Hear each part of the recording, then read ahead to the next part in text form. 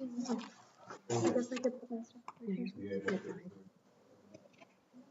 I didn't want to be completely honest. So you But I are will here, do better next time. even though you're a new council member, you are here. Thank you for that. I appreciate that. You are. And a very busy human. Yes. So.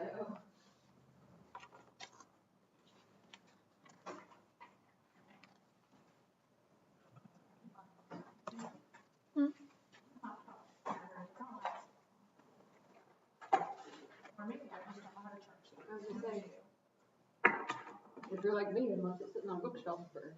Probably. How many years ago? Well, I charged it when Stan was putting something on it, and now it's dead again. And that was Friday.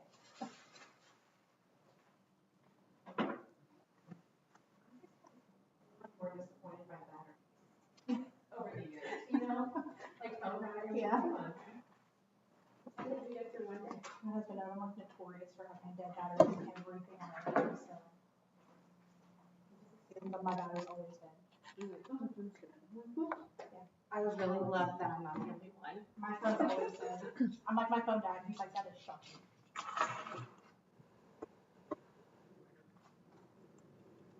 I have chargers everywhere too, I just want to charge my stuff. Can't keep chargers, they disappear. You're a teenager though. I was a teenager. Close enough. I'm like, where's that last one? I don't know, lost it. Nearly stocking stuffers. Everyone gets a new charger every year, no matter what.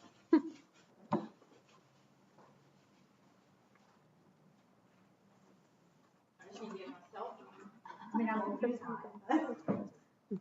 My sister's very type A, and so she came to my house and saw we had all of our chargers in one place in our kitchen, and she was like, there's too many cords. So for Christmas, she got my husband like one of the ones that like, it does a watch, the phone, and something else, AirPods, and she's like, please use this on your kitchen counter specifically. Oh my goodness. So, yeah, it's after 6. Are we? Sure, when the parents are ready for you to call.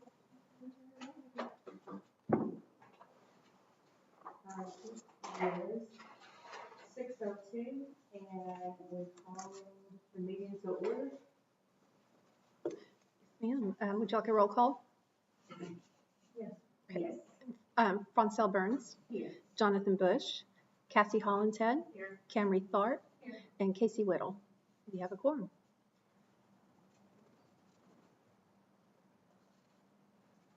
Alright, so first up on the agenda is the approval of the minutes, which were sent out to you on Friday. All those to approve the minutes? I'll second. All in favor? Any opposed? Next one is to review and discuss information requested during the previous meeting.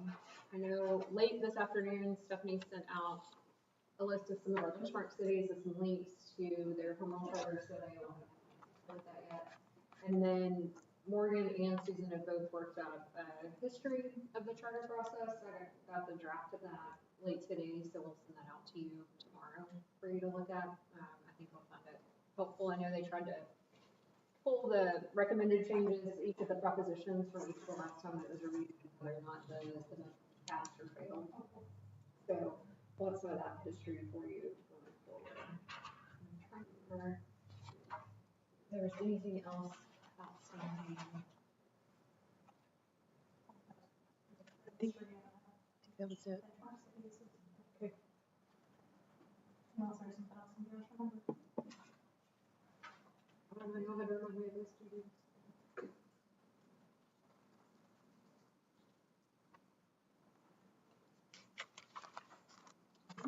If not, we'll move into Articles 1, 2, and 3.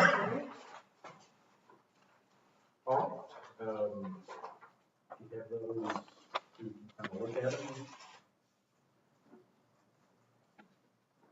And again, this will be what's underlined would be new wording, what's lined through would be the current wording to be taken out. sometimes it's a new, sometimes it will be a new word, sometimes it's just moving words around in one section. But if I can just really quick go back over like what a charter is, because we're going to really get into a couple of pages where it looks like everything is lying through. So I want to make sure I wasn't hired to dispose of all the powers the city of White House has. But we talked a little bit last week about, or before, that Texas is a strong home rule state. And actually, there are not many states that have anything like home rule. Most states in the United States, the state legislature, kind of following the colonial East Coast method,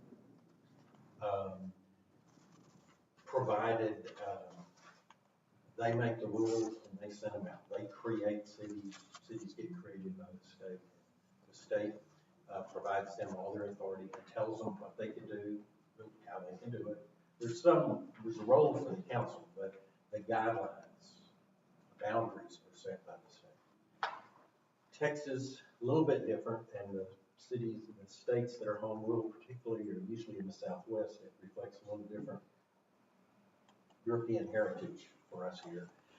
Further away, and there was just more local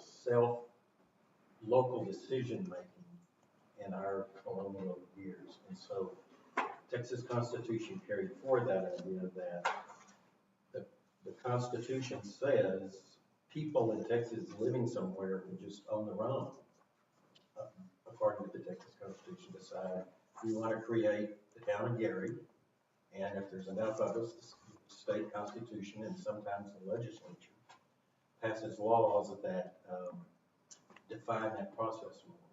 And we're living in a period of time in history where the Texas legislature, every time the legislature meets, they restrict home rule cities, particularly annexation, particularly some of the things we did differently with elections in Texas. But that's just the truth. We've always liked the idea of being a little bit different in Texas, having cities and counties that act a little different. But even the majority of old Texans nowadays want more uniformity.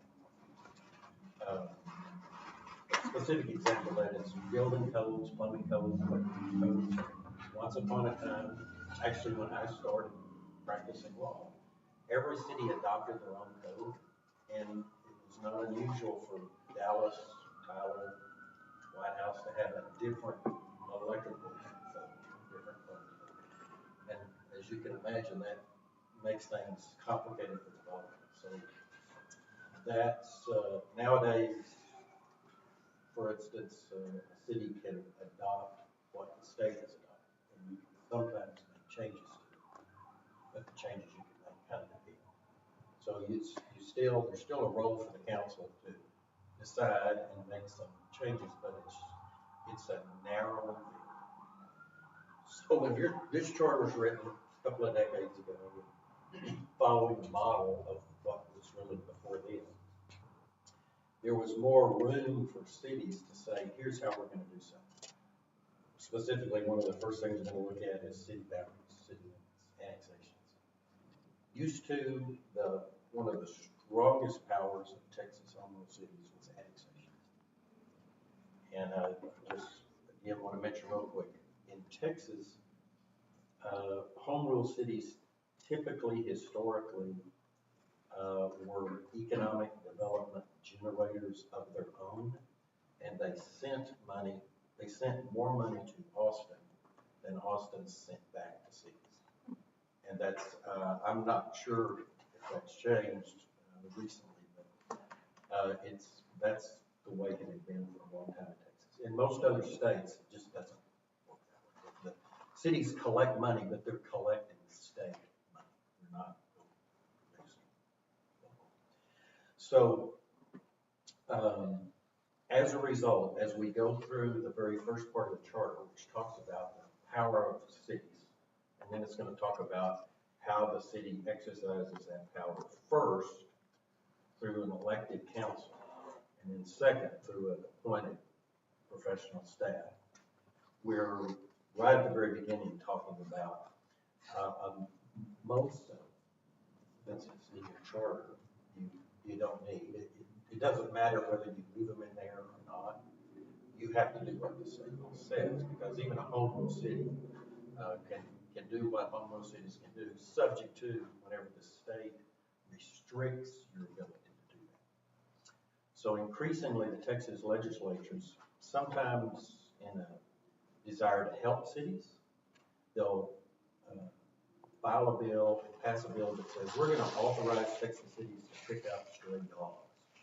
But when they do that, we already had the authority. You already had the authority to pick up stray dogs. But when they say you can do it and you can do it this way, that means you can only do it that way. Unless they say you can do it one of these two ways. So smoking prohibition, zoning, the way you collect taxes, the way you contract with the county, paving standards, electrical, plumbing codes, all of that. So increasingly, as we go through here, I'm going to be lining through things, and it doesn't mean you have to take it out. The purpose of a home rule charter, I think we talked about this last time, is one is to literally empower the local community. It's to say, we want to be a home rule city, and we hereby claim all the authority under the Texas Constitution and Texas law that a city of at least 5,000 people can have. And so there's going to be several statements in here where you can make that statement kind of very short, specifically a sentence or two, and you don't need to say, we're going to exercise all the power of a home rule city, including picking up the trash, mowing the grass, paying our employees, having a fire department. And that's kind of what your charter still does then, because it's a very good, historic, basic Texas home rule charter.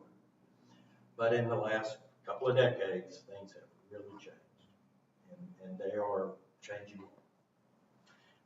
So, with that in mind, as we go through, the first thing charters do is actually empower cities. So I want to make sure you don't misunderstand me. You do need to have a charter. It's a great idea to update it. It's a very good provision. The last paragraph of your charter, I strongly recommend you keep as the last paragraph, because it says you'll do this every X number of years. I don't know if you want to keep the 5 years. That's a pretty short time period. But telling yourselves that we want to do this is a good idea. I know a lot of Texas cities, I'm not going to mention your neighbor to the north where I live, that we did it 30 years ago. And it's been amended a time or two since then, but not the whole version we're looking at right now, trying to update. And then the second thing a city charter does is not empower a city, but you can use this as a teaching tool, as a model, as a guide.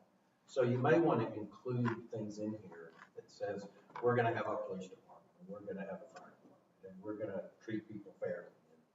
And by golly, we're going to pay our employees, and we're going to have professionalism. You can say all those things.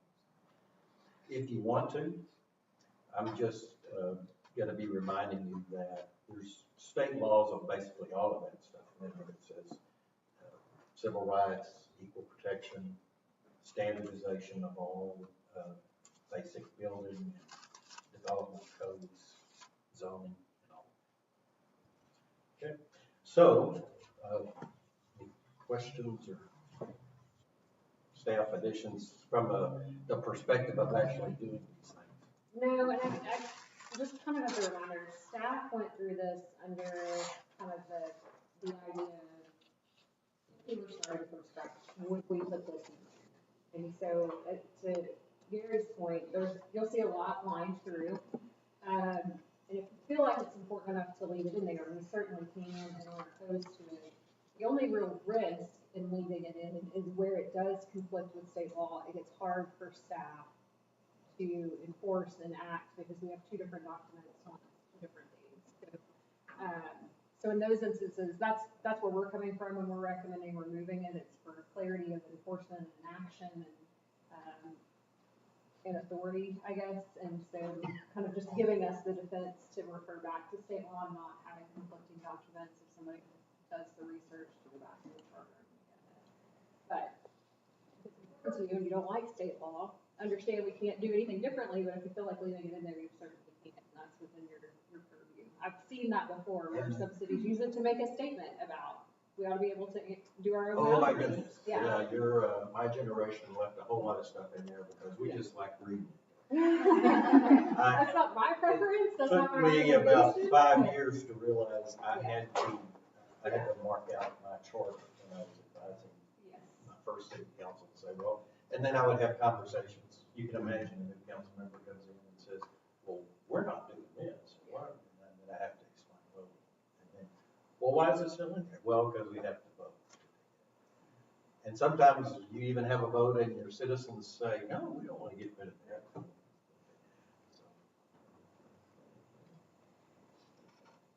All right, so if you want, we're going to start going through these. All right.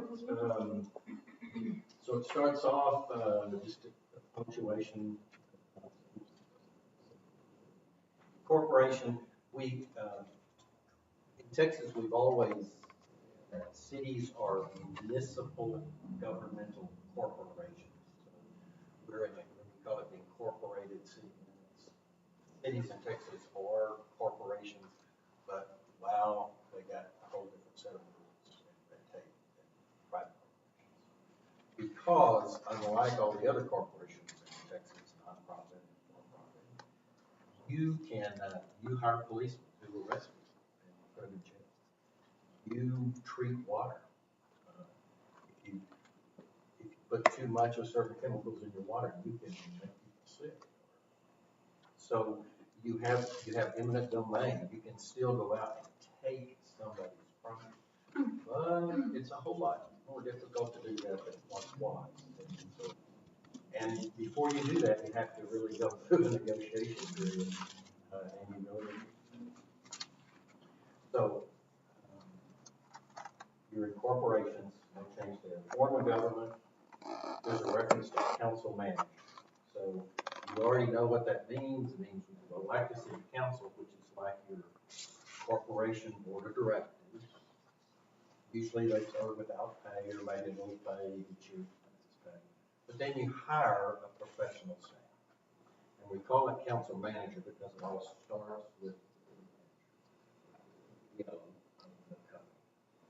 And the idea is you'll hire a city manager who is the right combination of expertise and personality for your town. Because while you need a staff that are professional and actually know how to do things and know the difference between what the charter says and what the law requires, and the differences in technology that are happening all the time, you're still a government. So your employees have to be people that good kind of politician. Any politician is a bad word. They just realize you have to go home and explain things. So form of government is council manager.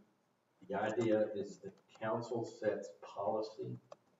The idea is the council is the final word on spending money, but you can delegate some of the council's spending money authority.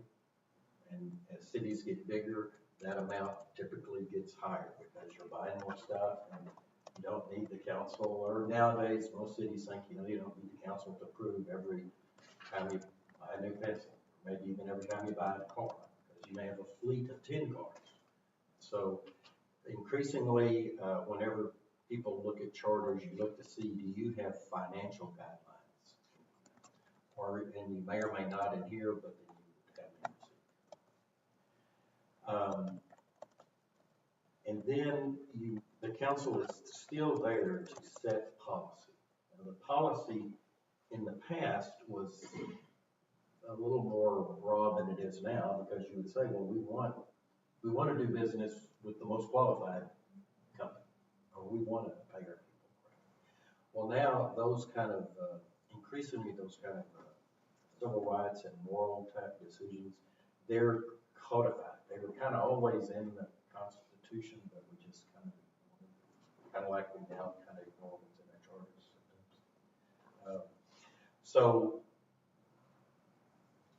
But then you get specific with, you hire a manager, you hire staff that should know what to do. And so there'll be details as we go through the charter and explaining, well, if the council is the final decision maker, well then how come the city manager hires people or fires people? Because that's kind of like a final decision.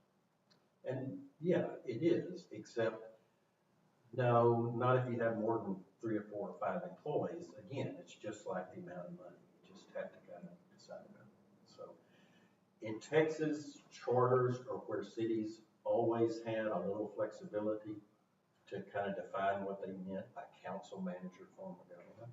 And that kind of opens up a slippery slope, is the word we use, because if you have a CEO, but if your staff thinks that whenever an employee is not comfortable with what the CEO is doing, they could just get a council member to come and talk to them. Well, that's where the council manager form of government, the idea of a private corporation, no, we're a government corporation. Certainly, all of your employees, as a human, can always go and talk with the city council members.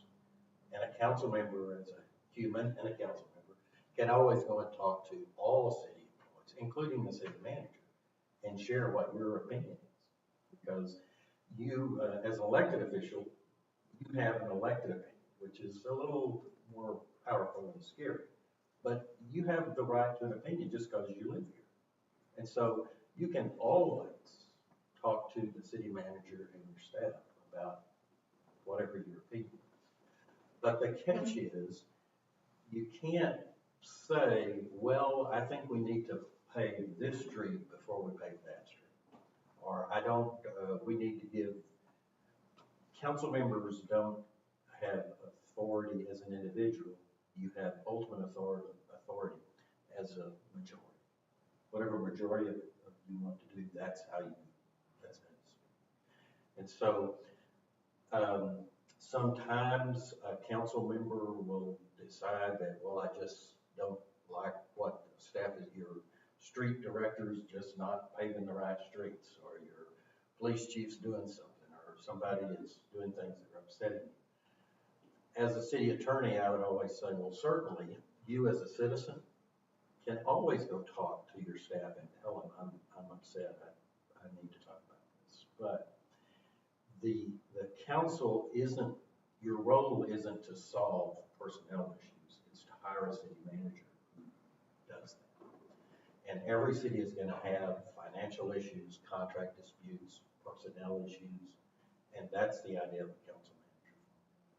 So there'll be wording in here where we define what council manager form of government means. It doesn't mean, oh, well, the staff can't talk to a council, but the council can't talk to staff, the council can't talk to the manager. It kind of depends on, well, how are you talking?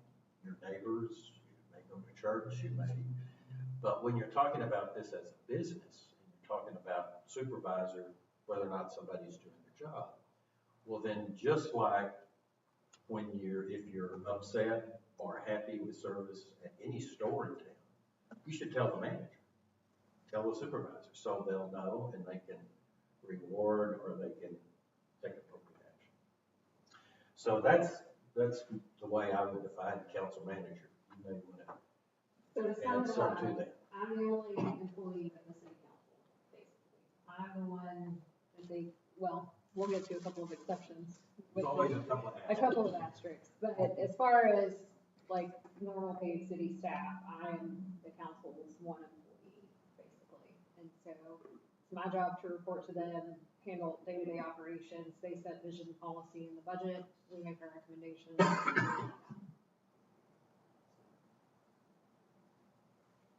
So that's what the form of government is, it's all the same. Yep. That's what council manager means, that we're trying to operate city government more like a business.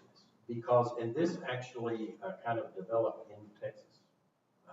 know you don't want much history, but in the old days, and on the East Coast and the West Coast, the mayor of the town, the appointee of the king, or the person who became the mayor, Calder or somebody like that, would make the decisions.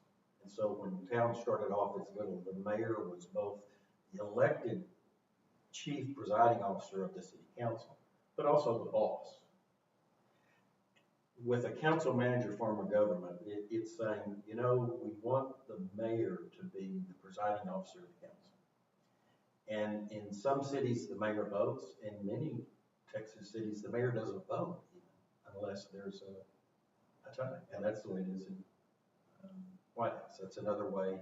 You still have that ability to have that type of diversity among cities. It's just, you can decide that in your city charter, and you have that. But the mayor is the presiding officer, is the head, the spokesperson for the city, but doesn't vote unless there's a tie. And then with the council manager, the manager is the CEO, is the boss. Now, those couple of asterisks are like, if you hire a city attorney, well, the city attorneys are the ones who actually write these rules. So. That's in that same paragraph. You want to talk about it? Yes, and usually a municipal court judge. So there's also, here's where you do have flexibility. There's two ways you can still hire a city attorney in Texas. Some cities, the city manager has the ability to hire the city attorney. It's usually with the city manager would recommend or would hire somebody subject to approval by the city council. In other towns, charters typically may say the council hires the city manager and the city attorney and the municipal court clerk, and in many cities, I'm sorry, the municipal judge, not the municipal clerk. So the city manager, city attorney, municipal judge, and in many cities, the city clerk. The city clerk goes back to kind of, I think, our Southwestern heritage, where city clerks and city secretaries were often the same person as the mayor in really small towns. Because in the structure you have now, the city clerk is the secretary for the council, but really she or he is the secretary of the city. So the city manager is the only operating person. Most cities, council manager, form of government, with a charter like yours. The municipal judge in most cities is appointed by the council, but it may be recommended by the city manager.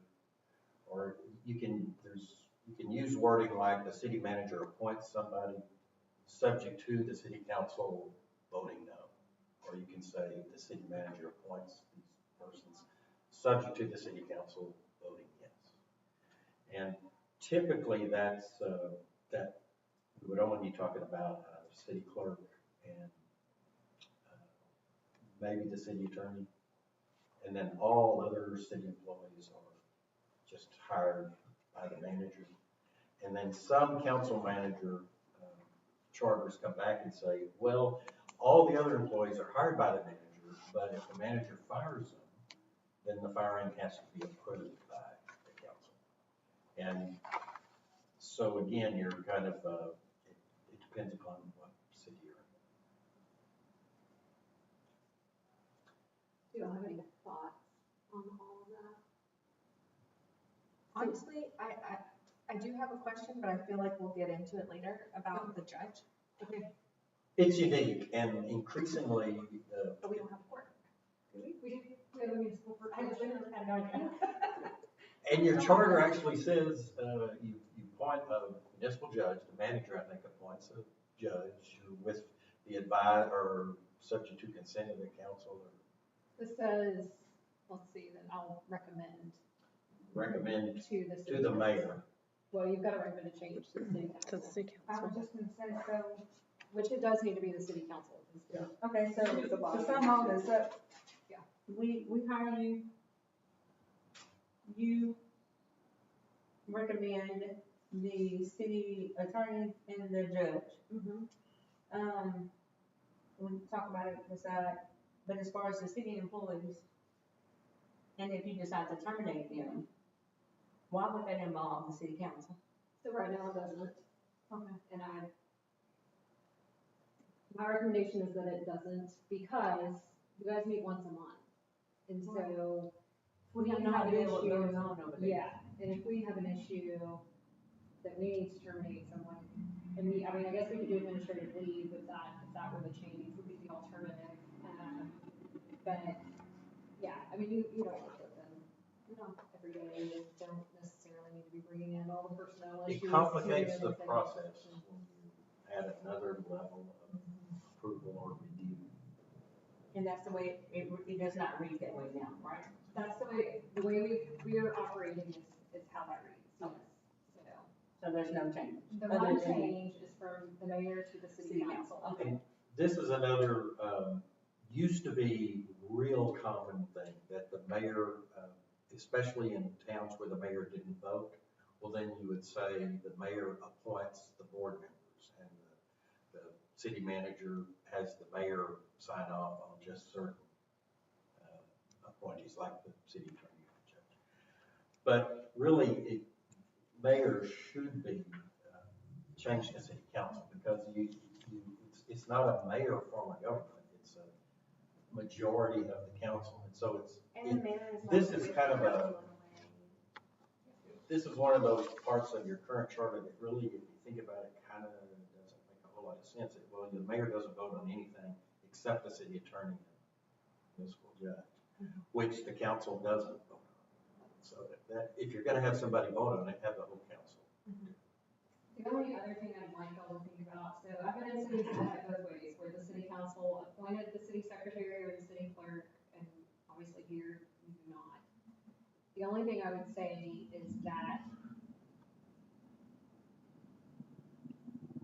I don't think it's a bad idea to have at least one staff person that can go directly to the mayor, council, or city attorney if they have concerns with the behavior of the city manager, without fear of repercussions.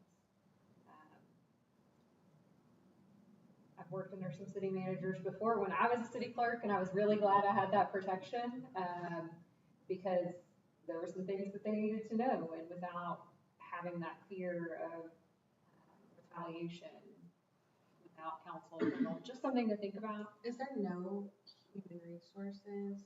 We do. Jennifer is our human resources director, but she also reports to me. So if I'm nefarious, right, and I'm acting in a way that one of my staff needs to report, I'm not, I wouldn't be telling you this. But I feel like I need to put that out there.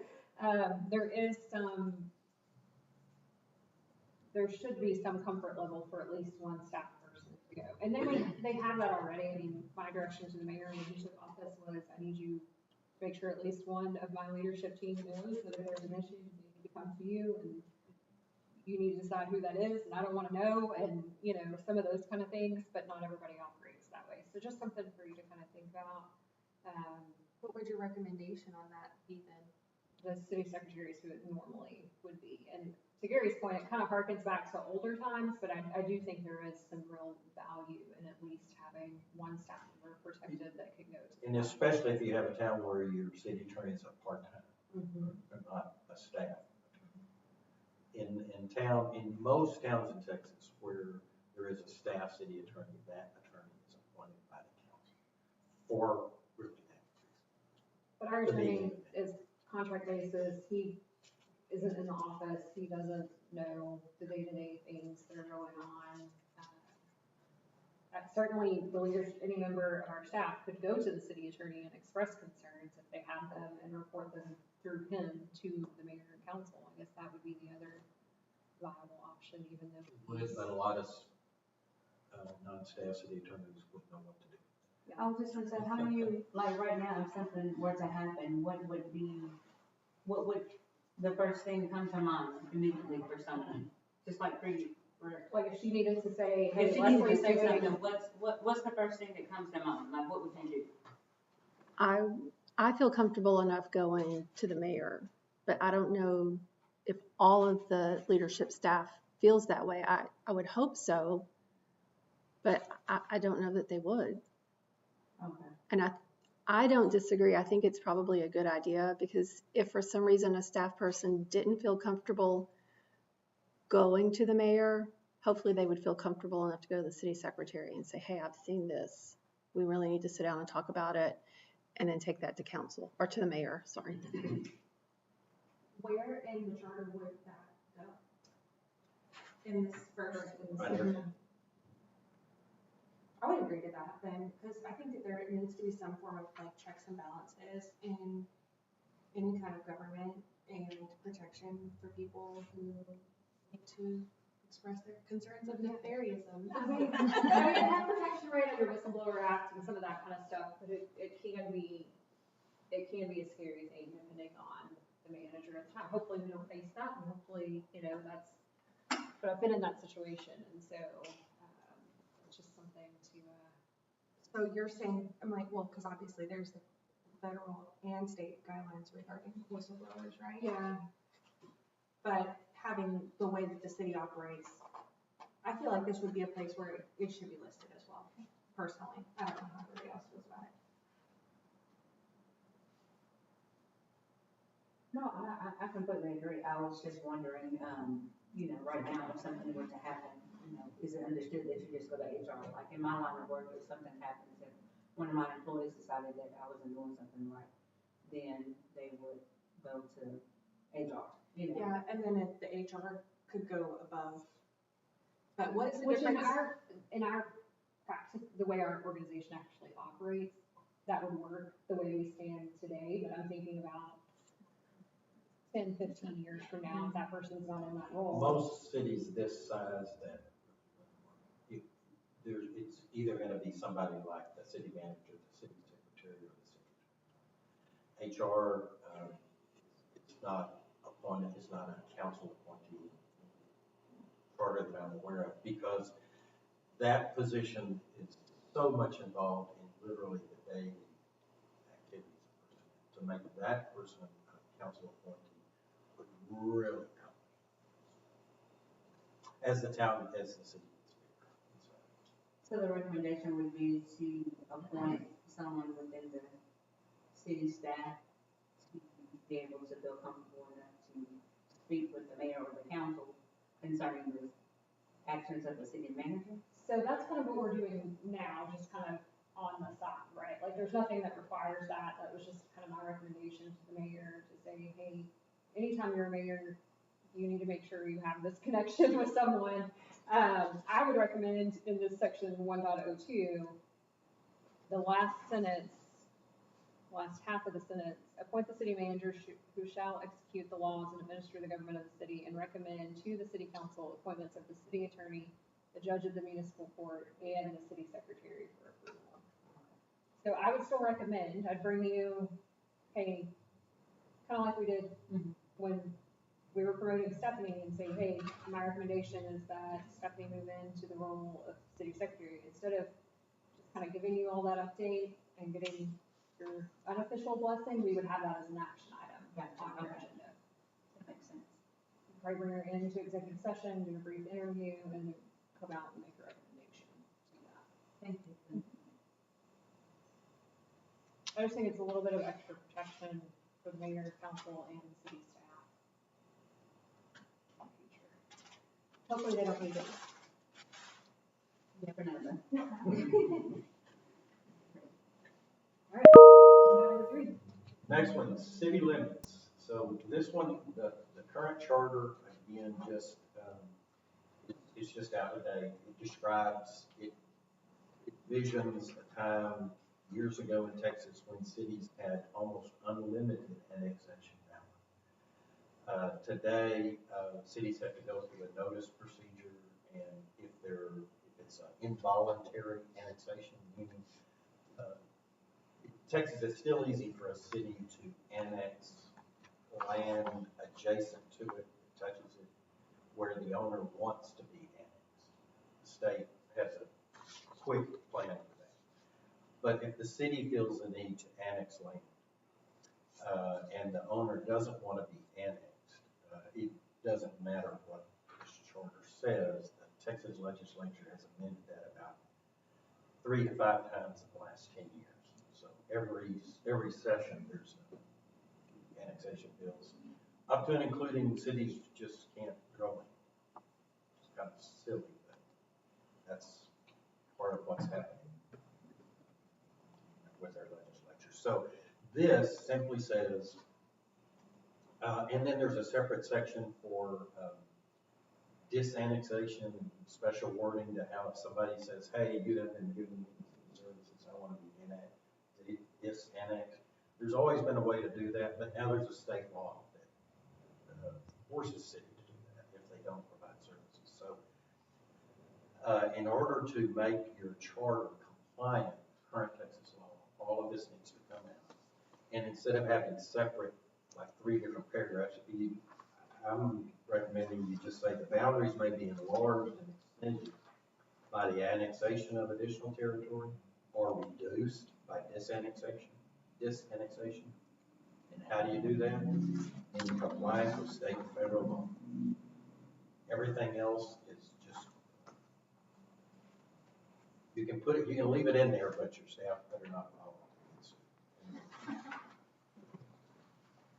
And the chances of us ever getting more power within state law is nil.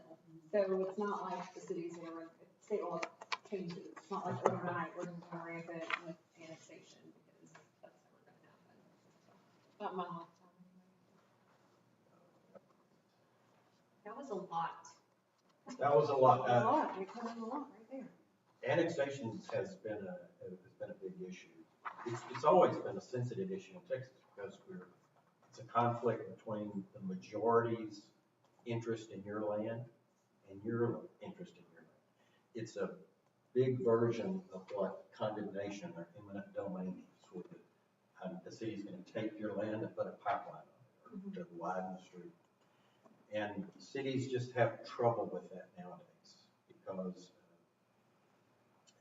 it is intrusive, and it is one of the boldest things a city can do is take somebody's land.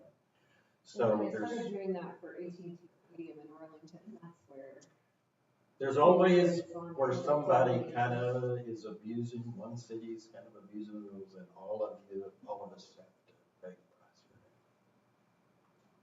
So there's some references later on in the charter about eminent domain and condemnation.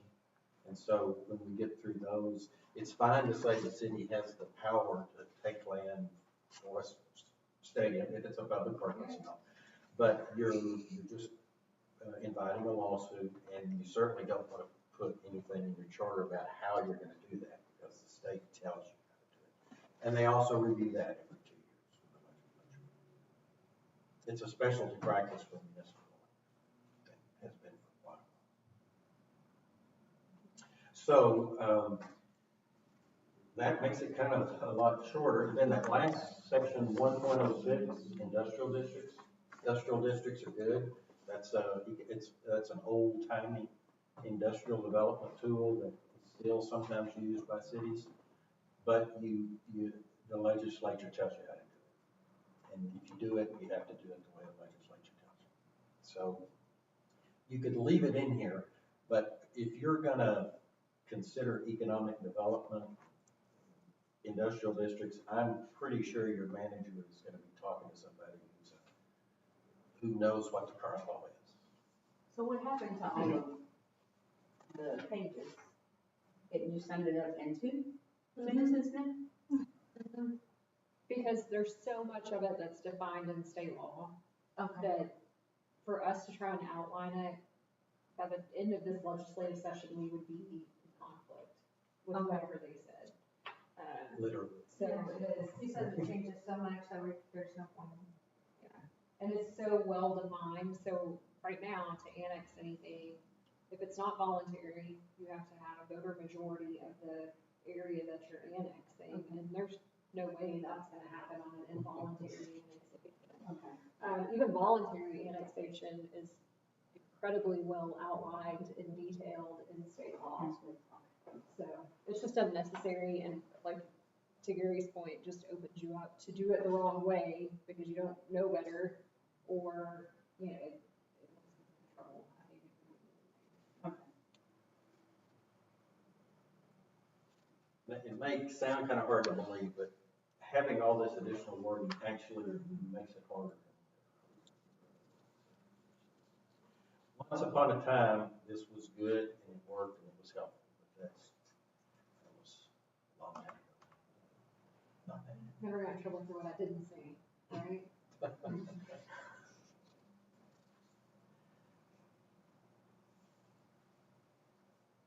Shall we, Article 3, Article 2. or Article 2, excuse me, powers of the city. Everyone was good with those changes? Yes. Sorry.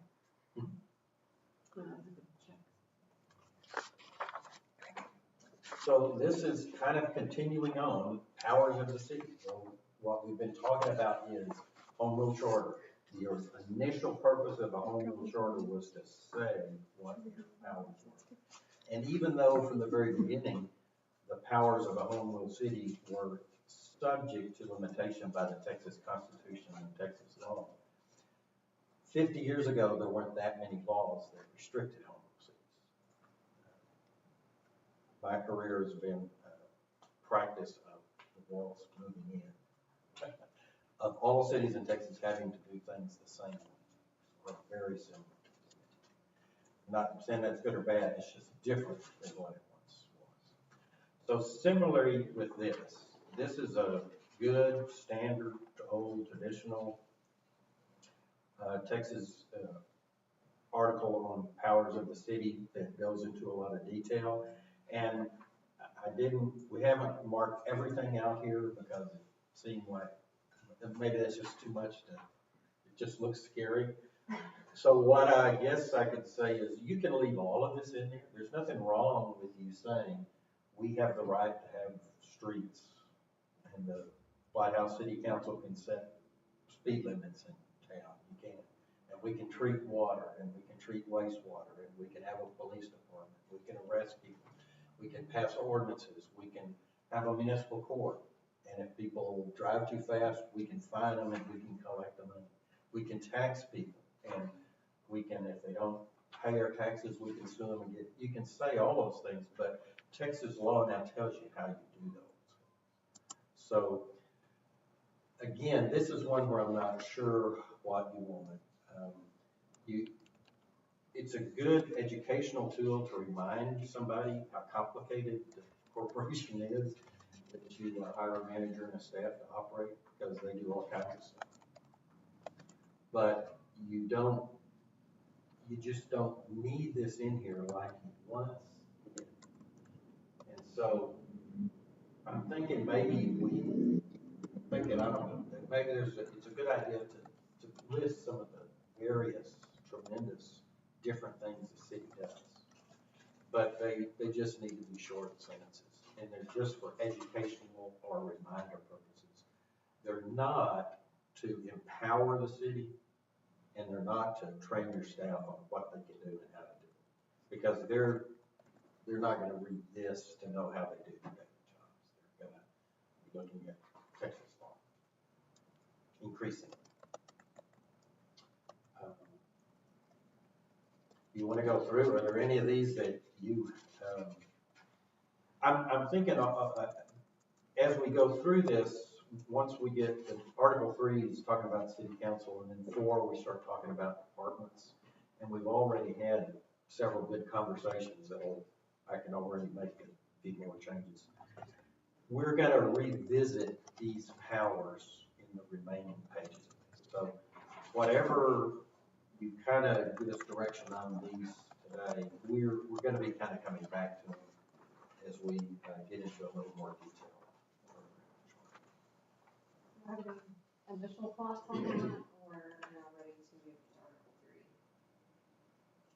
I want to just skip over it if you have thoughts, concerns, questions, but I do think it's probably, once we kind of get through the entire document, we'll have a better feel of what it's like to see. Okay. Yeah. Because I think we would need a little bit more context Yeah. from like, okay, these are the things that we're doing daily. let's look at this. I think I agree. Take out be sued. That would be wonderful. You know, the year before I graduated from law school, a famous federal court case in New York is the one that said you can sue cities, because cities are persons. So my legal education was changed literally my first year of practicing. Pretty exciting. So we can sue and be sued, but yeah, whether you say it in here or not, it's just a fact of life. And I think it's kind of funny to put it right up there at the top. It also says you can have a seal. You can use a corporate seal, so Yeah. that one's, nothing wrong with that. Your city secretary has a seal and actually seals documents, so, and a stamp, sometimes we seal it, sometimes we stamp it. You just, whether you say it in here or not, doesn't matter. But that also applies to sections like 2.03, 2.04, all those streets. Yes. Well, is that all right to, you're comfortable with that? So we'll. What is, I was looking at this earlier today. What are the question marks on 2.04? Like just why? Oh, Is this just a why? yes, that was to remind me that I do have a question I wanted to bring. This is another example of how the old charters were giving you the, were empowering the city to do something.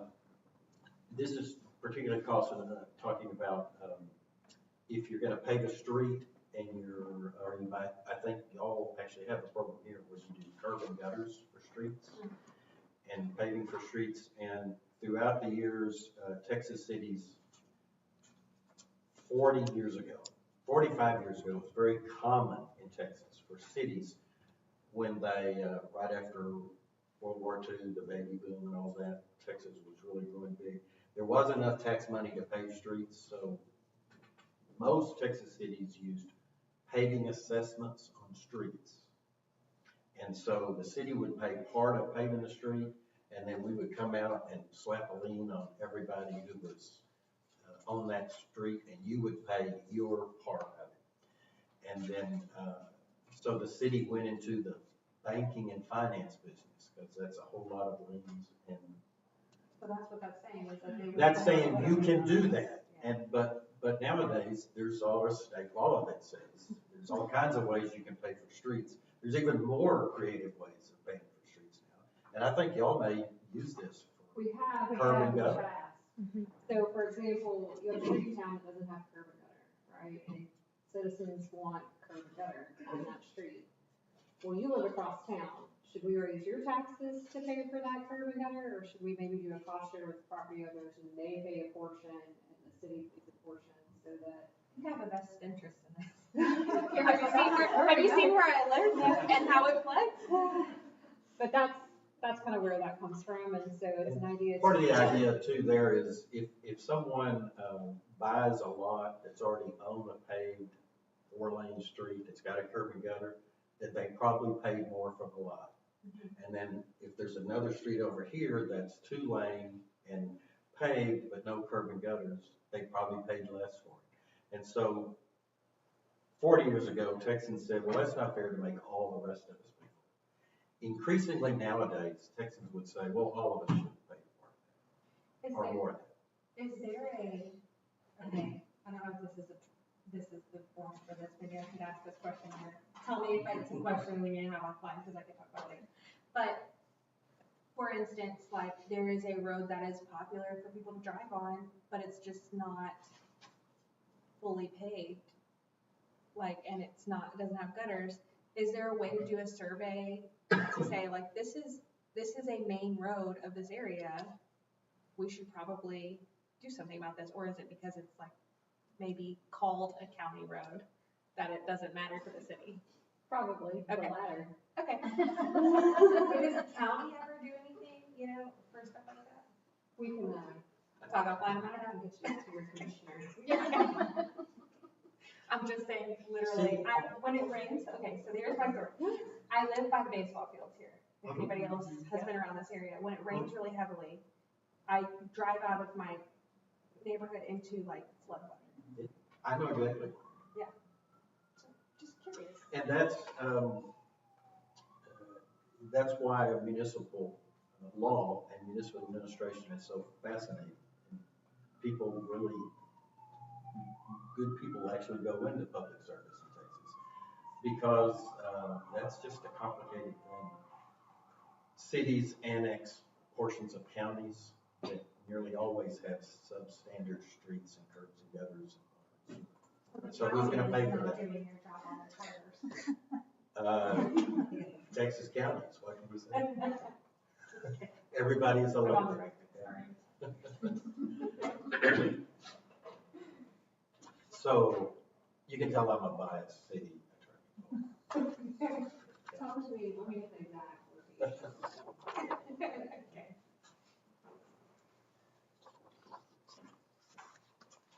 So Article 3, City Council. So we do need, you need this. This is where you're saying, and there's several things in here to look at. And quite a few things you actually do have. Yes, go ahead if you want to. I guess, to change if you want. So. Some numbers go in here, the size of your council, the 2-year term, 3-year term, term limits, how many terms can you serve, how many people on your council, 5. You do have the flexibility to make that local choice. And then as we come through here, we're going to talk about qualifications. Now, you still have some room to make qualifications for council members, but I just have to remind you that, like if you say somebody has to be a resident of your town to run for council, which is totally makes a whole lot of sense and is in every charter we have. Well, resident, it might be defined in a way that resident is also defined in federal law and in federal lawsuits and in state court lawsuits. So even when you say, for instance, that you have to be a resident of the town to vote here and to run for the council, the charter is not necessarily the final.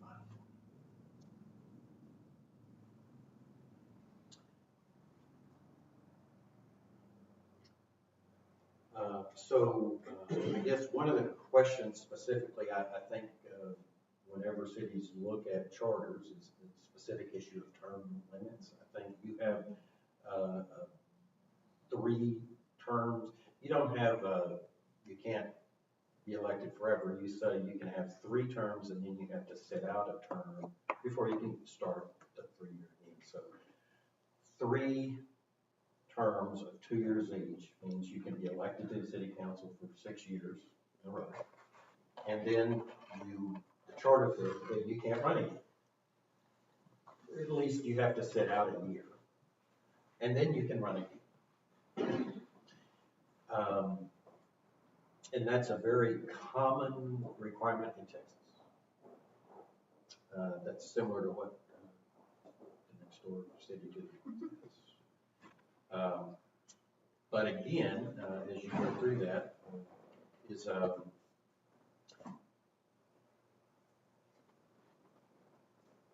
no elected official may serve more than 3 consecutive terms. And then, for instance, you have elected officials who are council members and elected officials who are mayors, and they actually have different powers because mayor doesn't vote all the time. So there's room for lawyer A to say, you could run on the council for 3 terms and then run for the mayor for 3 terms. Another lawyer might say, well, they're both council members. They are council members, and yet they're different council members. So,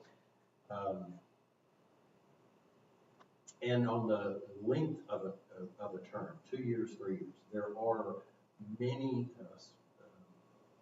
laws that if you wanted to change from 2 years to 3 years, you want to talk with your city manager to make sure you understand, because there are the state law there's differences in how you appoint vacancies and fill vacancies for 2-year terms and 3-year terms. So again, it's not in your charter. You still have this authority, but even with this authority, you've got to be aware of state court decisions and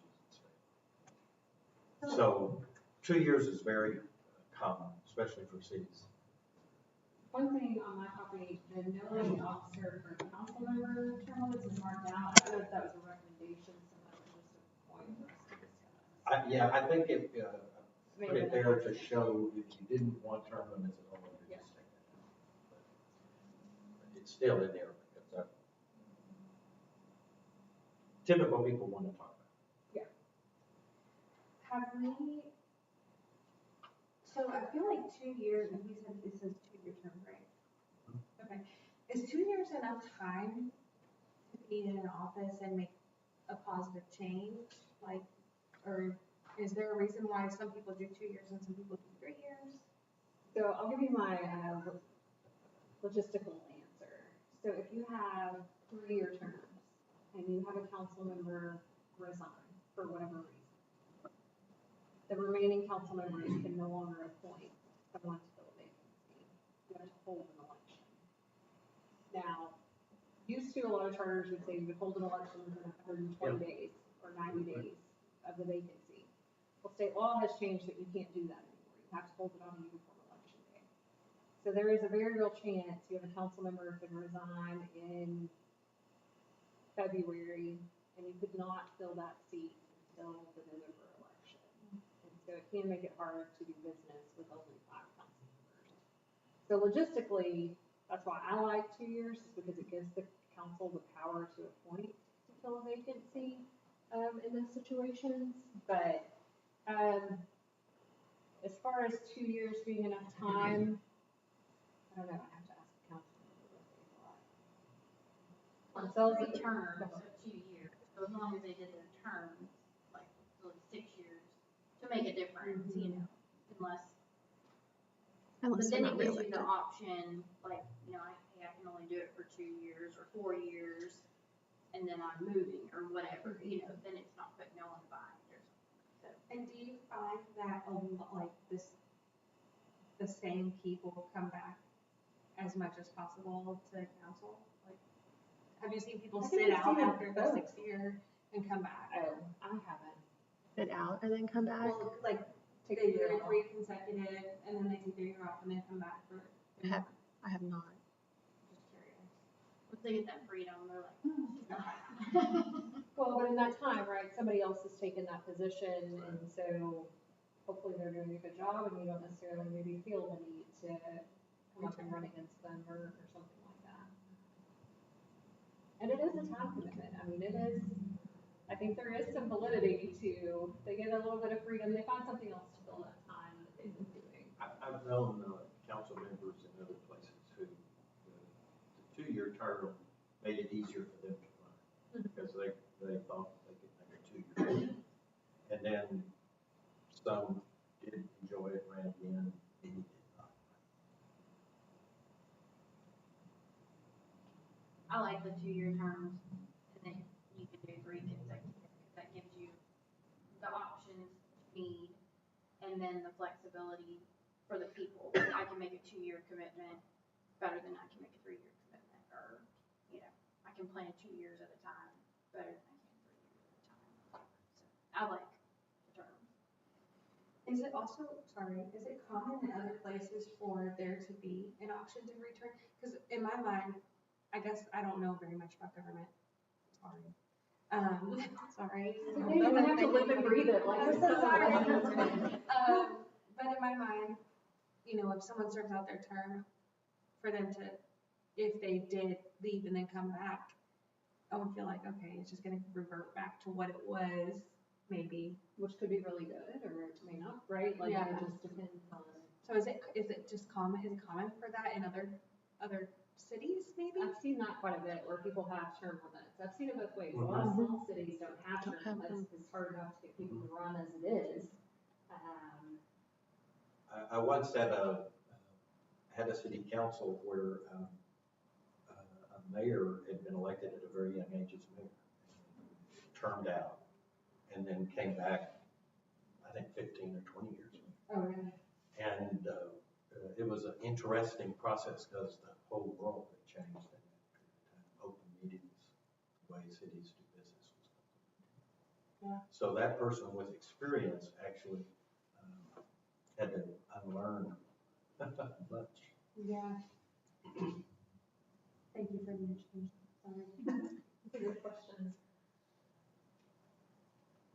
I think if it logistically makes sense for it to be one way, there's no reason in changing it unless there's an issue with how it is. To us, it really doesn't matter. We'll do it however, I mean, it makes me no difference. That's the only implication that I can think of changing to a 3-year. I do think it gets council members a little bit more time, you know, to make a difference, but I agree, it could hinder people from 3 years. Sounds like a long time for some reason.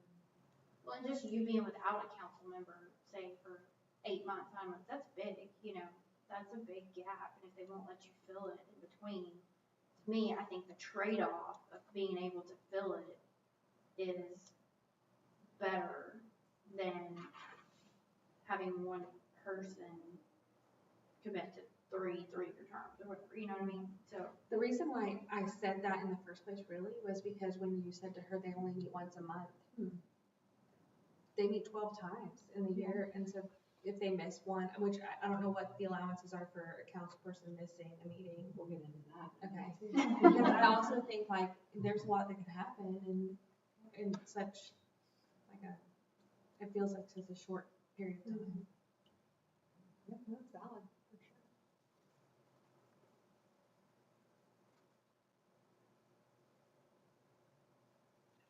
I've worked under it in both ways, and so, because the flip side to the council being able to appoint someone is, should the body really be able to appoint their own members, right, back to themselves? Should it go to the voters? So there's that side of the argument as well. That's the way it used to. A long time ago, councils always just filled their own vacancies. Sometimes even elected their own vacancies. So the trend over the last several decades is to step by step for the state to pass laws that make it easier to hold an election. would you just appoint them to fill the term? So like, it would just be for that year, and then they would have to run to be elected for the next year. So it's a short time that they're appointed by their peers to hold that position, but then it doesn't leave you without. Well, it's someone 18 months if we have a 2-year term, so whatever's Right. not just to the Yeah, next so they just election. got elected and then left. Usually they're not coming again if they know circumstances are gonna require them to move or whatever, you know, Right. they know that's coming, but Right. life happens, and sometimes you just don't know. Right. Yeah. Death of a council member. But they would have, like, in the situation of appointment, they would have to be appointed by people who were elected, right, to make decisions on behalf of the people of White House. And so instead of having a like special election for that specific thing or waiting till the election, I mean, wouldn't you hope that the elected people would make a good choice and not just appoint some? Right. Right. Yeah, I mean, you would think. Yes, I definitely hope so. You have the right people in there that could make that appointment, you know. What is and maybe we talked about this last time, what is the percentage of voter turnout we typically see here? Like to residents? It varies because we have November elections, so a lot of cities have their elections in May. But because we do ours in November, it varies greatly based on presidential election turnout and state election, whatever's going on in other places. So in non-big election years, it's probably 30. I was gonna say 20. In that 2015 minutes of the top. That was 2015. I Yeah. can't remember what the I others are. was We were trying to- looking through the history. So 2015, we probably had what, 8,500 people maybe, and we had 600 to 700 people turn out for voting. Yeah, but then you also have to think of the age of the people who live here and the age of the voters. We can go back and look at it, but I would say probably 20 to 28%, depending on what their elections are going on. It's more than most, because we do have a, 20% would be a good local Yeah, voter turnout. yeah. I was gonna so say, I that's may not be high bad. on that, I may be way high on that, but we do have a highly educated electorate, like, our demographics are such that people tend to vote more. I was just thinking, cause like, if we have good voter turnout and then we get good council people and then we allow the council people to make the decision on a vacancy, then that would mean that they're speaking for a good majority or portion of the people. But if we don't have a good voter turnout, then it could, in my opinion, just. Sorry. Those are all good points, Lots like, of that was the point, that's why we wanted to talk about it, this is one of the Yep. few areas that you guys Makes a difference. really have a lot of control over and can provide a lot of input and thought on, so.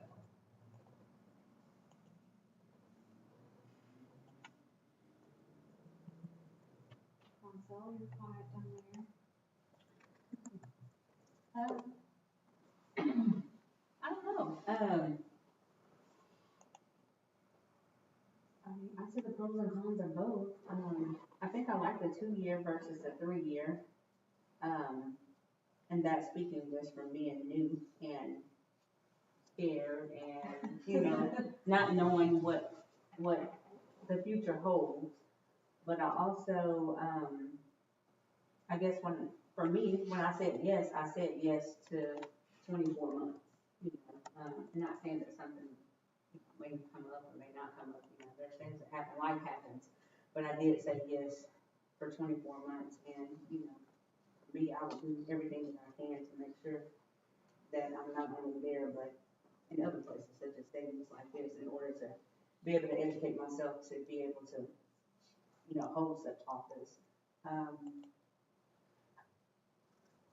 As far as the commitment, I think I still like the 2 years. Just because it gives you an opportunity to say, yes, I got this, I want to try to do it again, or it says, no, that's not really what I thought it was, and you're not, stuck in this thing, and then you hate life.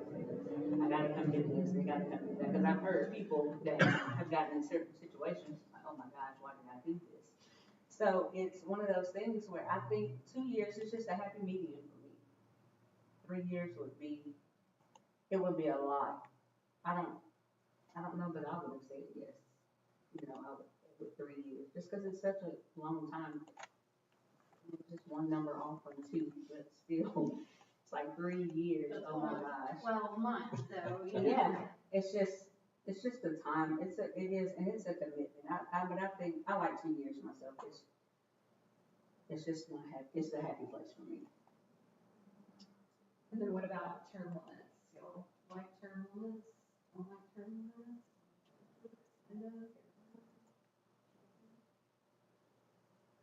I don't really know. I think someone should be required to sit out a term after 3. I do agree with that, because then it gives you perspective. If you've been like down this rabbit hole of service and then you have like a minute to say, okay, I missed that, or, allow somebody else to. And I think it could be viewed that way, I guess. But then also, if you're doing a great job, could there not be something there that says, okay, after your 6-year period, there's some type of interview? I mean, are you fit to continue? Like, why do we have to say, no, you cannot do it? So who would make, I don't know that I've ever seen a provision like that. Because I don't know. I'm not saying that we have to do that, but the flip side is right, like you're accountable to the voters, and if the voters think you're fit to continue. I should think it's it remain gonna up to the always voters? Yeah. default back to, you either let the voters decide or you don't let the voters decide. So you have a term limit and the voters can vote yes. Or you don't have term limits, and then the voters decide everything. Rather than, like you're saying, kind of a medical thing. I mean, I'm not aware of that type of discussion happening in Texas, but it has at the national level. It just hasn't gone.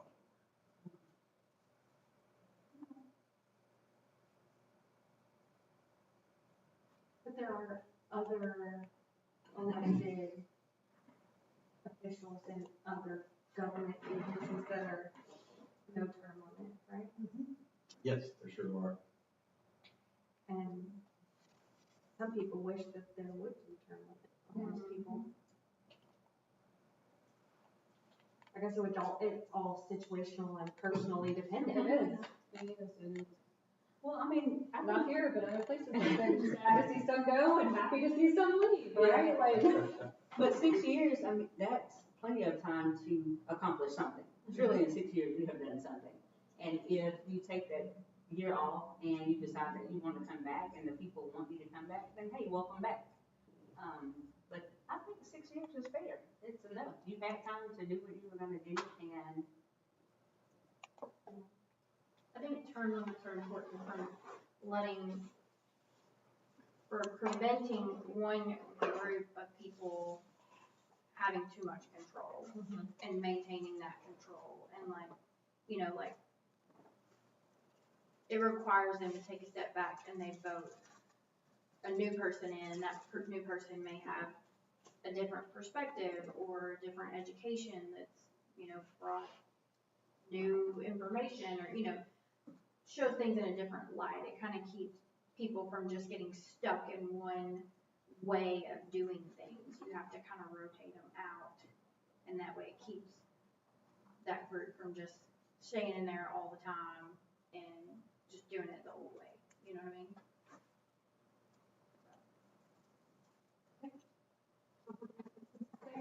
So we like and our, that's for both mayor and council, right? Everybody's good with that. Although I think James is the face of White House, I don't know what is gonna happen when James is done with his term. They'll take a year vacation and Right. then come back. He got here. so right now, the way it's worded, he could not serve on council. Like, am I understanding? He That's the way could. I read it, because it says, So he not can. serve more than 3 consecutive terms as mayor. But so he can come back as council. Is that That's the way considered? it's been That's interpreted the- historically. So is that considered sitting out a year and he could come back as mayor, or is that? A term. A term. 2 years term. Oh, so he would have to serve on council for 2 years, and then he could immediately go back to mayor, or do you have That's any the way parts? I understand it. Now, you know what I mean? To Gary's point, every lawyer may interpret that differently. The way it has historically been interpreted here is that you have to be in a different, you could run for council for a Just term not and then be go mayor. back to mayor. You just can't be the mayor. Should we spell that out for him? Or leave it to the interpretation of whoever is sitting in these chairs eventually? Which is what, sometimes that's why you have certain The baby. things in there, because they have to be. And if you run for council place 1, and your term limit is up, can you then run for council place 3? Are the places not district? No, we are all at large. Does it have any seniority? No. So I feel like that would be it's a historical thing, they're just all at large. They're not, I mean, they're either, So smaller cities, like small cities, if they have 3 council member terms up for election, you'll have, I don't know, 8 people run and they're all running against each other. The top 3 vote getters out of those 8 would then serve. Here, you have to say, I don't think councilmember place 1 is doing a good job. I'm gonna run against them. Or you have to like pick your spot, and it's much more intentional about who you're running against. Does that make sense? Yeah, but I guess unless there's an opening, or like someone's term is coming up, Right. you would So want to this run next- for that open place. This next time, it's what, 1, 3, and 5. it's a way to have a staggered, Like cascading. so that you don't have a, We just did 1, 3, and Complete term. 5, didn't we? Okay, that would make sense. Cause that's what I'm saying. But also. Yeah, say- that's- Okay, that was not- I get Also lost. say, you're doing all right, I'm going for this. That's crazy to me. So 2 4 But minutes, I what we mean, just did that's- since 1 3. In Yeah. my mind, that's how it should be, right? Like, it should be, I think, we need to change here, and, or the seat is open, and, you know.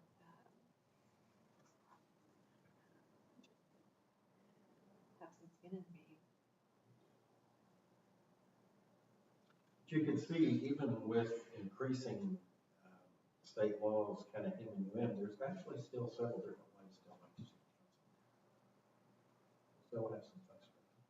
So we leave it like this and have the flexibility and kind of make it where you have to talk to figure out what we're saying, or do you define it? And, I mean, what's recommended there? What are your thoughts, Gary? Are you talking about on whether you can come off as mayor and then run for city council, like how we define that? Do you all want that or do not want that? I'm okay with the way it is right now. I just didn't know, by us asking these questions, that something needs to be more defined. Term limits is kind of a catchphrase in Texas, has for several years. So typically, whenever a city has a charter amendment election, it's not unusual for, at some point in time, if there are people in town that have real strong feelings about that, and Playhouse has a variation. So you're not yes or no, you're one of those Texas local decisions. Okay. I have some. You guys have really good questions, like the conversation is really good. So Susan just brought up a point. So on the section where it talks about council member, that was kind of struck through, but we're gonna keep in blue. The way I read it, and the way Susan reads it, you could not term limit out at council place 1, and then run for place 3 immediately following, without sitting it's- out a 2-year term, because it's Council member. Okay. So, But you But could be mayor. there. but mayor, Yeah. they could run for mayor after terming out. Separated. And I think, going back to that, I think that we shouldn't be more specific about the mayor being able to go on council and vice versa, because of it still being something that has to be voted, you know, and also like, if they're doing a great job at city council and they did their 6 years and they want to be the mayor, they would have a great voter base if they want to be the mayor, and they would probably be someone we could entrust to be the mayor. And if they set out for term, they can look at quarters or whatever, so, you know. It's like if you have that momentum, or Right, whatever. right. And if you're in the middle of some major, I don't know, a major disaster recovery, right? Like having that continuity sometimes, or whatever major projects can be vital in your elected official. Whatever mayor you want on, that's the best. Maybe this is in here somewhere that I didn't see or notice. Is there a past mayor seat or past council person seat? No. Just like in the event of a major disaster, they're like, oh, well, my term's over, but I can keep on advising the new mayor or like giving suggestions or whatever. No? Nope. Is that where the city manager comes in? Yeah, I mean, that's what you hope, right, is that your Right. manager position provides that continuity of operations. There are just times that in highly politicized events where you need someone to really be the face of your city, when you said that, that's what made me think of it, where you know, but cities work through that all the time, that's not anything that people can't overcome, it's just one of the examples where I can think of, you might want a mayor to transition back to.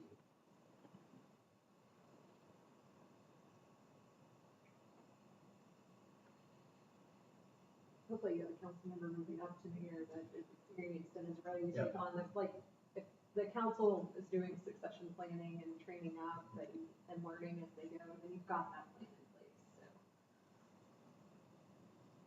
And as a system, I mean, it goes well, you get in the council members, but you also get experienced council members.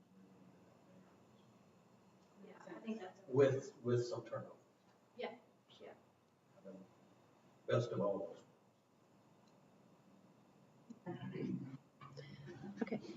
do I hear that we like the 2-year terms and we want to keep term limits? Okay. We can keep the blue section. Yes. Mhm.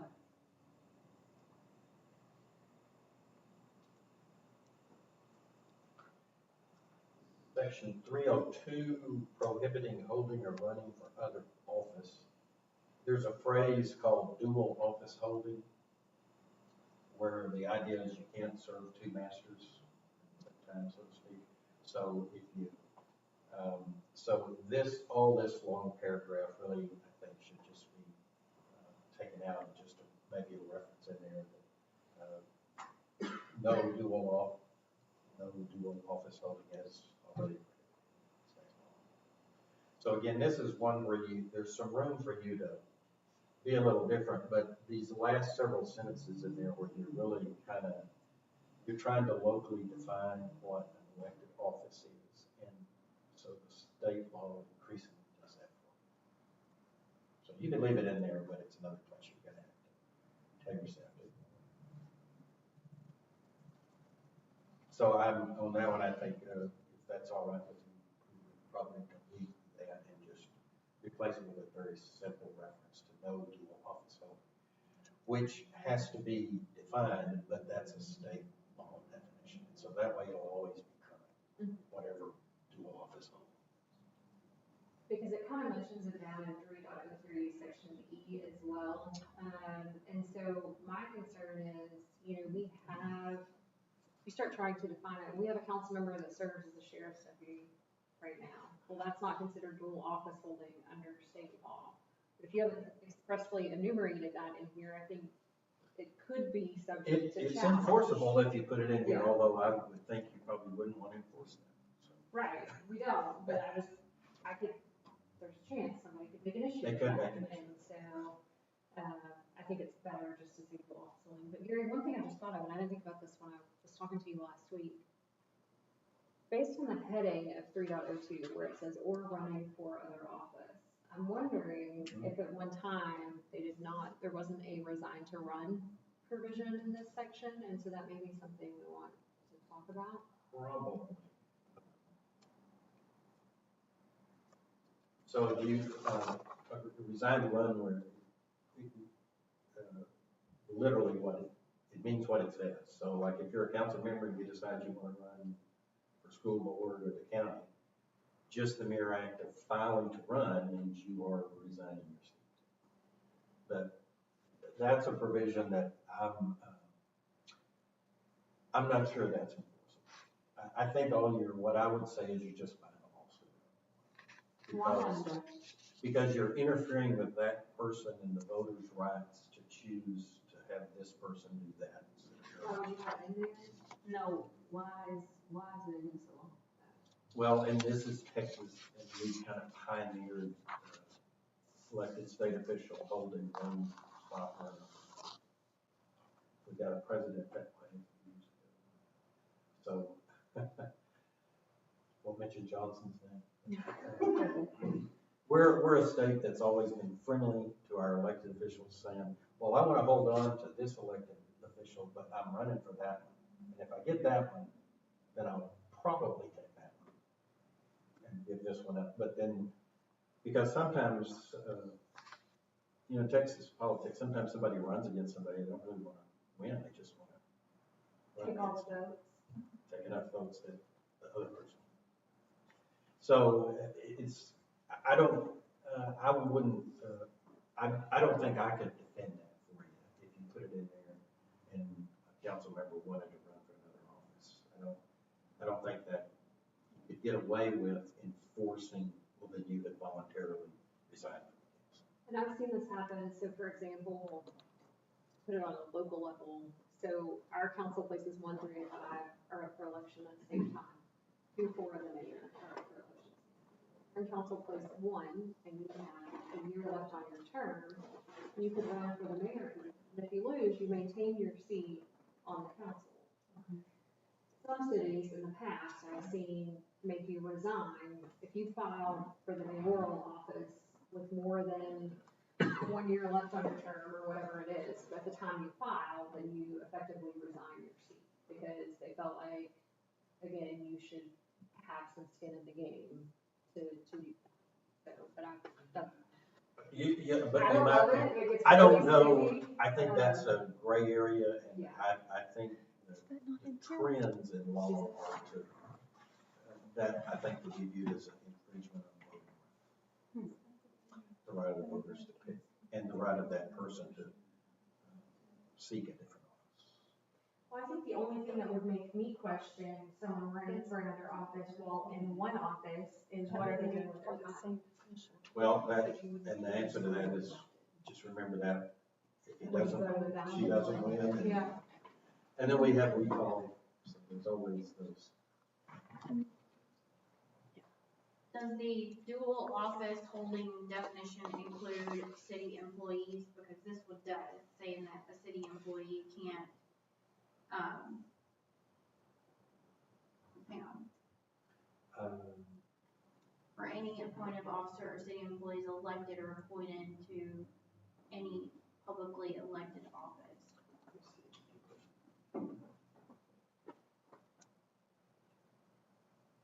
Oh, on any appointed or employee of the city is elected or appointed to any publicly elected office, they should. So, So if she became mayor, she couldn't be city manager anymore. You would have to forfeit your position as city manager. that's outlined a little bit separately. Let's take it to, what if I was elected to school board? Okay, so if she was elected to school board, she couldn't be the city manager. well, that's where I would say, that's where I would want to use the phrase dual office holding. What's the date? And that way I can say, I don't know whether that covers it or not, it just, I guarantee you there'll be a lawsuit and the judge will tell us. I feel like it would be a potential conflict of interest. Oh, I agree. Oh, it's it is a conflict of interest. I'm just don't know whether you get away with it. Well, that's what I'm saying. So if we change it to this dual office holding, Leave it to the is future. that gonna cover city employees also? Because how we have it defined here does cover city employees. Would this new definition cover city employees also? First off, I should have taken that sentence. If we want to have a prohibition about city employees, it really ought to be over employees, not when we're talking about the elected council. Because there are some differences. I just missed it. What if we had a city employee run and serve on the ESG board? Which is, Is that? I'm sure is existing in Texas right now.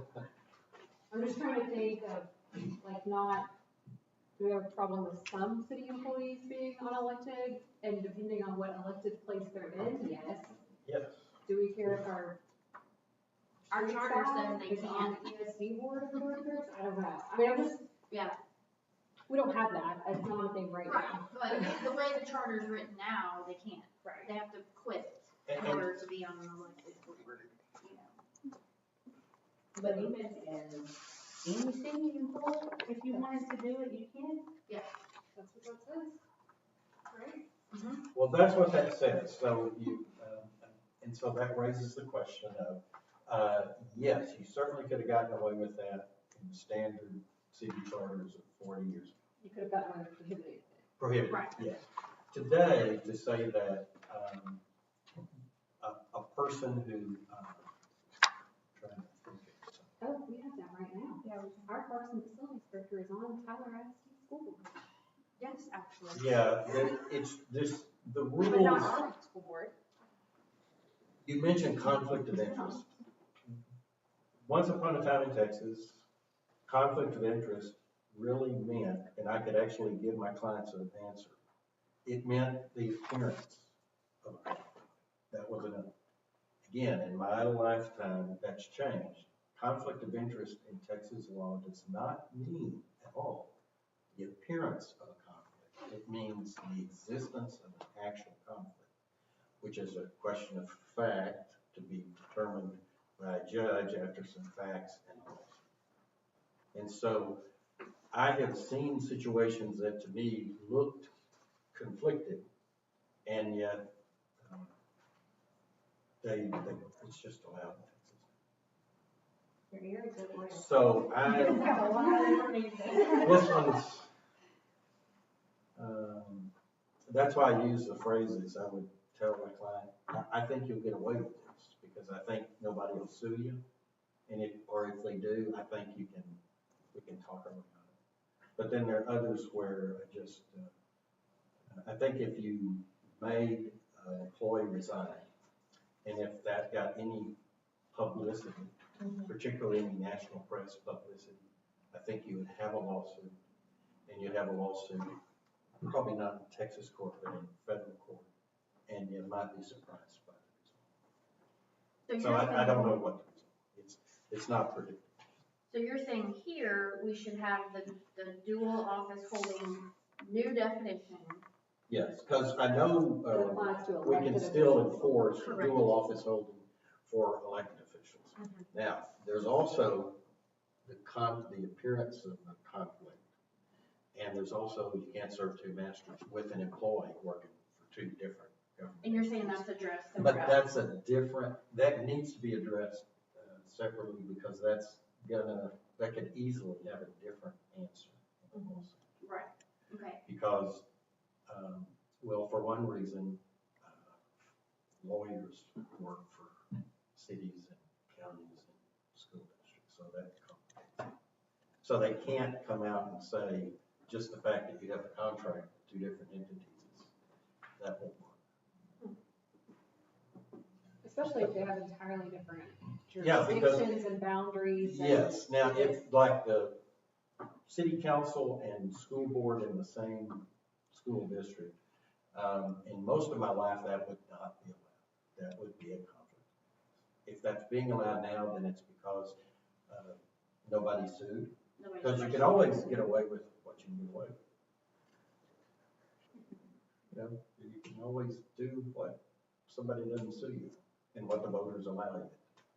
So we're saying don't address it here, address it later on. Yes, if you want to do that, if you want to try and say we don't want our employees working for anybody other than the city, then let me think about that. I think that's kind of a specific legal question that I'm not comfortable saying yes or no. But if you do it, it needs to be in a different spot. I know that. Yeah. It just means like having a conflict. A holding office is different. But I He think said working, but I think holding office. and if we discuss that, or if we add that in, I know that a place that I've worked before has a conflict of interest attestation where you come forth with your whatever it is, and then it's determined, okay, this is or is not a conflict. Private industry also have different rules that govern employees. Okay.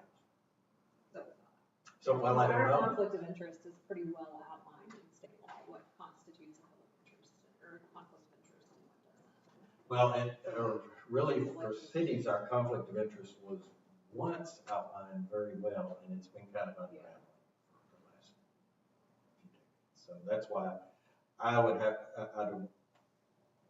I'm not current enough. But I know it's in the wrong place if you want to try it. Yeah. Because we can certainly say dual office holding for elected officials, we can prohibit that. You can prohibit that for council. Well, that's all I was saying, that if we change this definition, we're giving up that portion of it, if it doesn't have it in the new Yeah, definition. we'll take So it.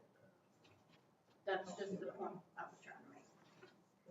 So I'm also a notary, is that wrong?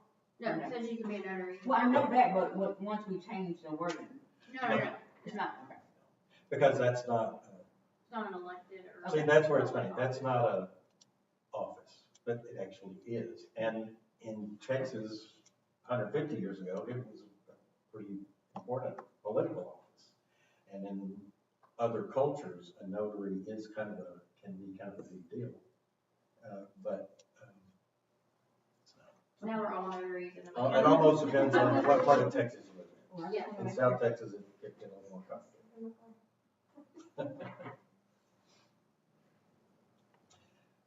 That's 302. The 303, qualifications and disqualifications.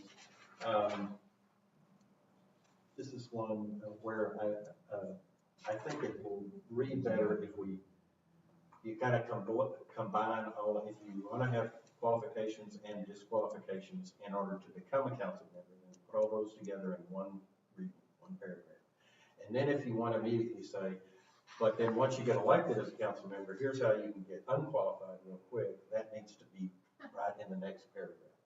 And that's what I think these next page and a half is trying to, what the part of the charge.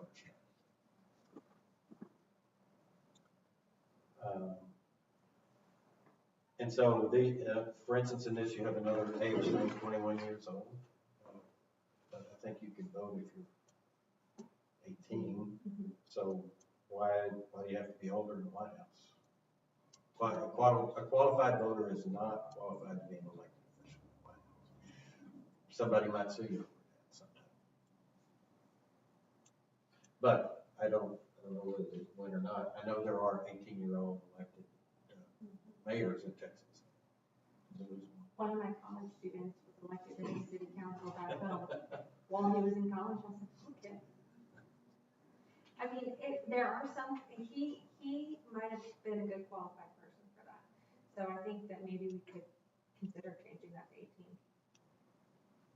Unless there's a reason. Is it just like drinking at the council chamber? No, there's none of that. I can assure you that is not happening.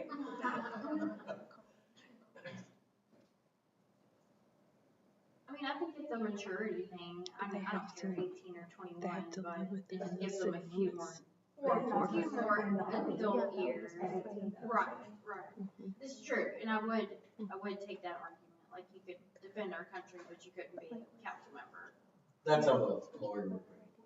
This Marine served in the Marines 2 years, but he can't run for city council. Yeah. Can have a firearm. Yep. That kept your. Or, actually, I don't know. Can't smoke cigarettes, though. I have a question. We were just discussing, you said you had a student who was elected. How, in their hometown, but if they have a residency requirement, How are they in How did- college? how did that work? He was commuting. I'm sorry, He was commuting, commuting. commuter student. And ultimately, under federal law, a residence is where I say I reside if I have any reasonable or rational Right. connection. Well, it's just like you keep your, your jury, like you get, you're in college, like when I was in College Station, I had to come home for jury duty or send in my card that said I was still a resident. Right, and see, that's my question. That's my question. So this person keeps their parents' address or whatever, so they're a resident, but they're not here to be at meetings and things like that. Yeah. He was a commuter. Yeah. Right, He okay. was like TJC to Van or something, Right. That, I guess, also says something to your point about being a resident and how that can be.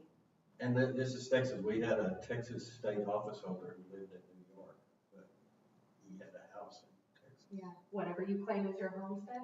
And then voters elected. Well, because who's going to enforce it, Yeah. right? So anything So above and beyond. They'll try. That's Cassie, she got kicked off the board. But when it comes to elected office though, it's a whole lot harder to enforce anything above and beyond state law qualifications. Some of the ones in here have not been convicted of a crime involving moral turpitude. Who decides what moral turpitude is and how long ago was okay and it's not okay now? I mean, if you passed a hot check when you were 18 and now you're 45, is that a crime of moral turpitude? That's where we don't have 18-year-olds. That's right. But I mean, well, nobody has steps anymore. So let's It's not not even a crime anymore. But there's no way between the filing period, the time you file your paperwork for council, to the election, there's no process by which to keep you off of the ballot. And if you tried, you would definitely end up in court, that's my opinion. I'm not an attorney, Gary can correct me if I'm wrong, but. No, I was going to say, I can't define moral turpitude for you. So I have a pretty good idea, but I think I know it when I see it, so to speak. I couldn't, So So we we you would have to hire an expert lawyer who knows the latest in federal court cases to tell you. So should we say like anything more than a class C misdemeanor? You know, like, It's a new background check. You don't do a background check? No, Mm-mm. absolutely not. Mm-mm. See, the catch to that, in their defense, someone wanting to run for office, the courts just view that as that's a voting rights issue. So that puts an asterisk by it. It's a voting rights case. That means all the court system is going to look at it with strict scrutiny. Meaning, I think the government, the local government here is doing something bad, so I'm going to see if I can find it. Yeah. And that's a hard case. So meaning that, okay. So again, when the state legislature or the Congress passes a law that says these are the qualifications to be a voter, or these are the qualifications to be a politician, and a local majority wants to exercise, well, we just want to go a little above it. We just want a little higher standard. Perfectly legal in Texas for the last 150 years, but not the last 20 years. I hope just keep us out of jail. Keep us out of jail. So- Whatever we need to I do. mean, as your staff, the last thing we want is to face an election lawsuit over us trying And to particularly, enact. like you said, you don't have time to do that. So whatever we need to, however we need to work to prevent that is what I'm for. In the states, that's the time limits that we're talking about. Yeah. like I They think seem you're like they're gonna, long, but you're gonna weed out some people just when they go and look at the qualifications. You know, like, well, Yes. you know, I had that hot check when I was 18, so, you know, I can't run. You're gonna weed out some people that aren't going to apply just because of reading the So qualifications. you weed out the honest people that read it and realize they're not going to and What if they weren't though? contribute to the delinquency of those that don't read it. That's the counter argument, right? It's like, I agree with you, you will weed out some, but. well, that's why you sometimes will come across things that were left in. Yeah. Because, well, we know we're not going to actually enforce it, but it will stop people.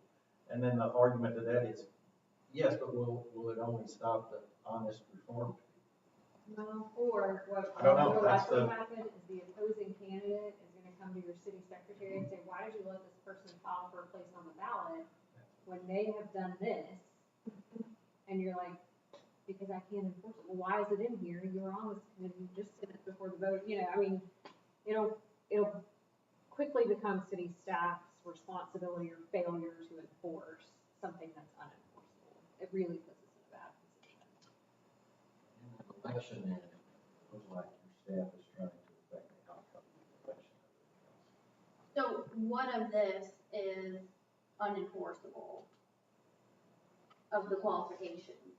Because like you said, we probably don't need to go there if it's unenforceable. Well, the safest way to say it would be, you just have to have the qualifications to be elected to state office. And you don't say what they are, so I don't put them in here. I just say, if you're the candidate, you go look at it, and you read the state law. And then if somebody questions it,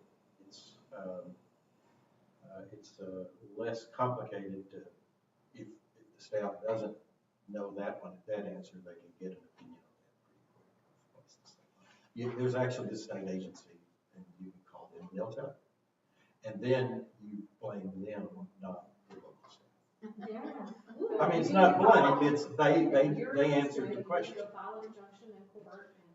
But if you have it in here, they will say, well, you'll have to ask your city staff. They may say city attorney, but they'll always start with the city secretary. Yeah, that would be my preference is just the office.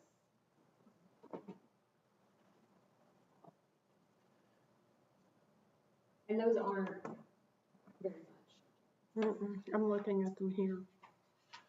No, again, because the trend at the state and federal level is to make it, to open the process for voters and candidates. So anything you do to say, but we want to be a little more discriminating in who we are, what we say our qualifications are, then they view that discrimination as a bad word, not that I'm just trying to get set a higher standard. One of the ones that I've seen, Barry, that has been different sometimes is longer residency requirements, or are those still, is that in state law? No, because state law is very, you just have to be a resident of the United States. They did what we were gonna do. They're like, hey, look to them. I mean, So again, that's I one say where that. I don't know how long you could say. I know if you said 20 years, that won't work. 10 years And won't it's work. 3 years, resided that would work. We've said one. One you And can the probably get away with territory. because it's kind of not worth arguing. for which the office is elected 6 months In immediately order to get preceding in-state tuition at a lot of day. institutions, you have to have residency for 6 months to a year, depending on the college. So I feel like that's a residency thing that Yeah. tuition Yeah, that's is another in source of it, school, that's yeah. And it does go on a little further down. It says, have resided continuously in the state for 12 months and the territory from which the office is elected for 6 months immediately preceding the following date. Which, tying back to that, means I rented the apartment a year and a half ago. And yes, I visited it regularly. What does that mean? I can't exactly remember how often I visited, but I did it regularly. I work around, so I'm traveling a lot. Is there And no that will age get requirement? past 18. that, 18. that'll meet that qualification.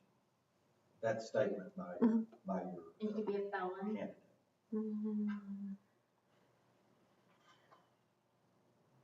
Not been determined by court to be totally mentally incapacitated or partially mentally incapacitated without a right to vote.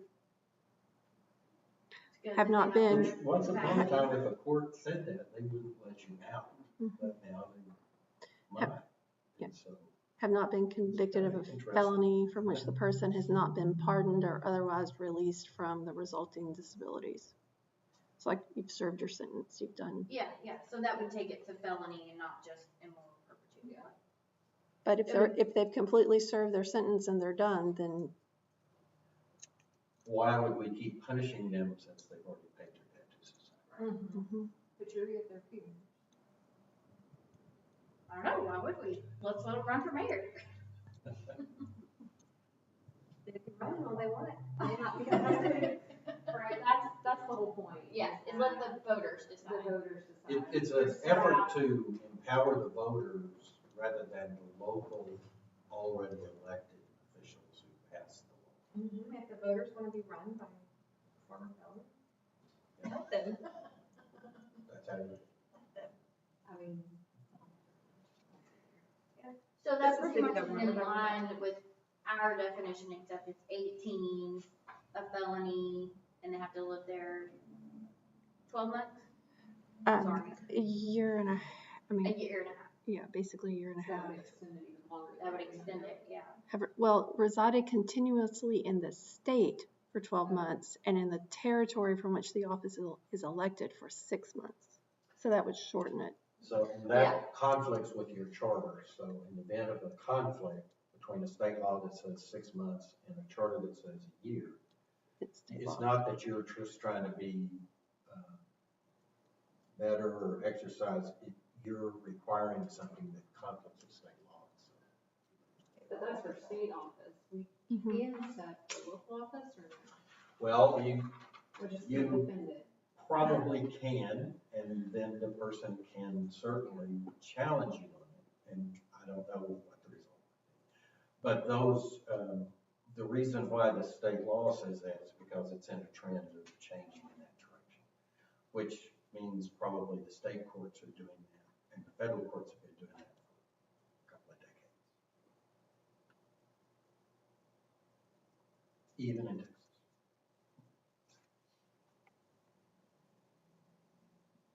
So since our current charter is unenforceable, we want to change it to match what is enforceable. Is that what we're saying? Well, that's what I'm recommending as Yeah. a lawyer, to keep you out of the courthouse as much Right. as possible. That makes sense to me. You do have local choice, and just depends. And like you said, I do believe some people will read that and they'll say, oh, well, I'm not gonna lie. And other people will say, that's not fair, but it's not worth challenging. And there's some people that want to make a point and will Mhm. make Leslie's life very difficult.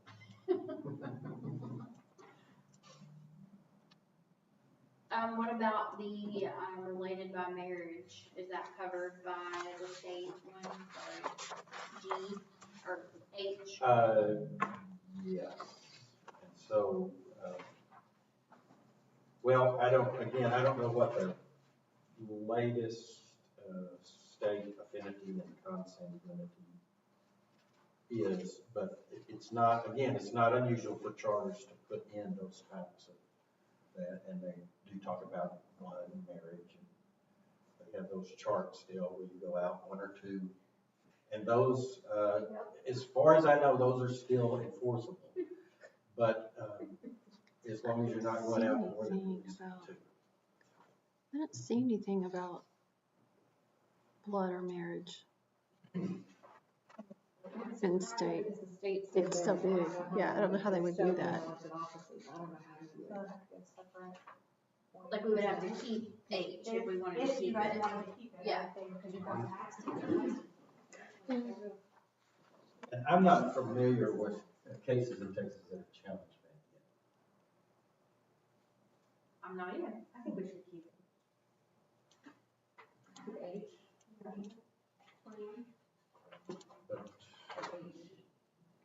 Keep H, yeah. Oh. I thought you said age too. I was like, Sorry. oh, wait.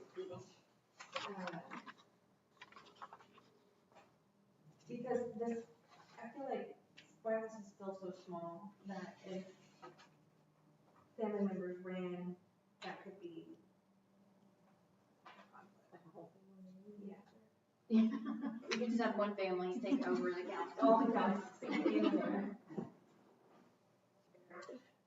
That's where having all your council positions elected at large works against you, because if you had single member districts, I'm aware of situations where family members are elected from a different single member district, which is a different set of voters.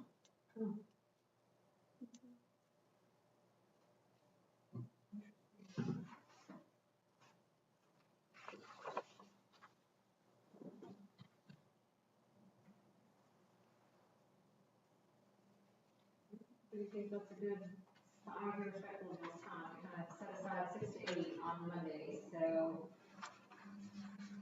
I think that's a good spot to stop for tonight. Sure.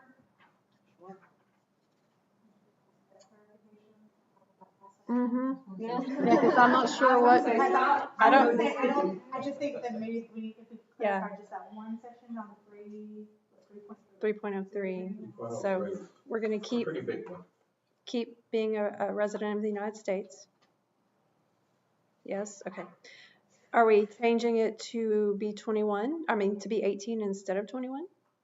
I thought we were talking about doing maybe I misunderstood, but were they saying to go to the state's version of it? Why don't we do this? Why don't we pull the state version of it and start there? Okay. Yeah, I think that may help rather than us trying to go through all of those. I also think, my eyes have been going back to 3.03D, where you can't have been employed by the city of White House within the last 5 years as of the date that you are squared on the application. You have that several places in here Mm-hmm. I wonder why. where there's a I can tell you later. separation. Oh. I was gonna ask that same question too. Because if you're gonna make a city rule and then you're gonna go make the money off of the council or something. But after you come off of council, could you? Or just not prior to? Just not prior to the application. No, there was another section. It's a different section. Or, yeah, there's I think at like least 2 years. two sections. Okay, we hadn't got that far, okay. Yeah. I'll go right. From council to staff is 2 years. 2 years and then from staff to council's 5. And becoming manager. And there can be very good reasons for that. But it's also, in the environment and trends are in there, you have to understand you're restricting a person's freedom of flexibility and travel between jobs. And so there are court cases that have trends of that. I know it doesn't sound like travel, but it's your ability to change from this to that. And so you're putting up a local, longer requirement before somebody can Move over into. So that's interstate commerce and there's federal court. Why Texas court wouldn't have a violence. It's very plausible that I could fire or terminate an employee and they turn around and call for election on city council. And then become, sorry, And then become her her boss. boss. Which is fine. I mean, that happens. You better make sure you have good reason before you terminate somebody. I mean, that's the way it goes. That's the risk you take. That would be really unfortunate. It would be tough. Yeah. Yeah. But not unheard of. It's not And I've unheard of seen at it all. happen and work well, actually. I've also been in a city where a city council member applied for the same city job that I ended up getting, and they were still my boss. So, yeah.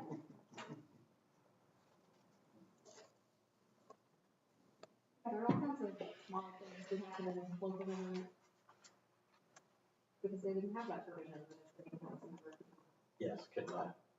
Be an applicant. Change for the city immediately. job, yeah. There are good reasons why things like this were once upon a time put into, but then everything can be abused. And it can also prevent good people from being able to do great things, right? So, this was my, trying to make a list for everybody, without crystal ball. All right, so I know Barry has already started looking at our next sections for our next meeting.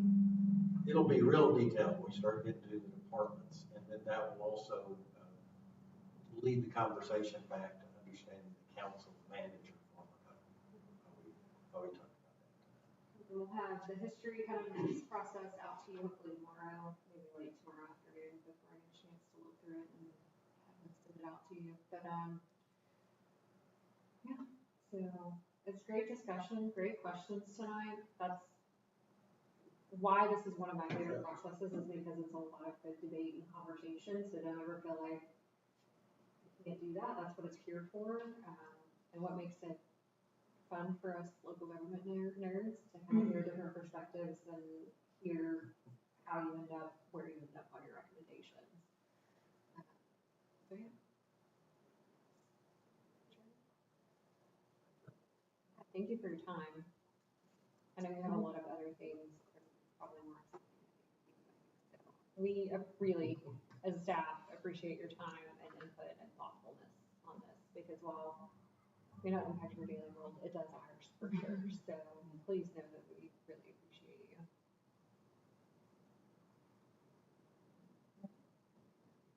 ADJOURN at 8:03. Thanks Thank for you. dinner, guys. Yes, thank you very much. Now tell me. She's like, oh, let her stuff. Stephanie knew that this was going to be an issue for me.